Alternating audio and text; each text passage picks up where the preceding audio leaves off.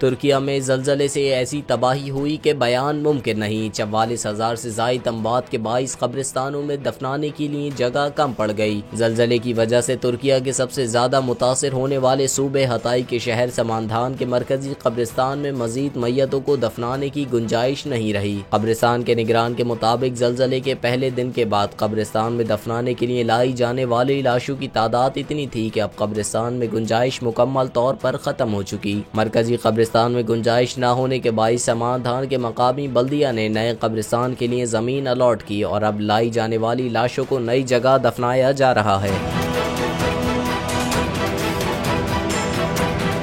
कब्रिस्तान के निगरान का कहना था कि ये बड़ा कब्रिस्तान है और आम हालात में यहाँ 2 से 2.5 साल तक मजीद मैयतें दफनाने की गुंजाइश मौजूद थी, मगर जलजले के बाद ये गुंजाइश एक रात में खत्म हो गई। समाधान के मरकजी कब्रिस्तान में 5,000 कब्रें मौजूद हैं, मगर कोई अंदाजा नहीं कि जलजले के बाद कितनी लाशों को यहाँ दफनाया गया या कितनी नई कब्रें बनाई गई। जलजले के 22 मरने वालों की तादाद इतनी थी कि उनका रिकॉर्ड रखना नामुमकिन था। हत्ता कि एक सादा फॉर्म जो हर नई मैयत को दफनाने के लिए दाखिल करना जरूरी होता है, रश के बाइस वो भी भरा ना जा सका।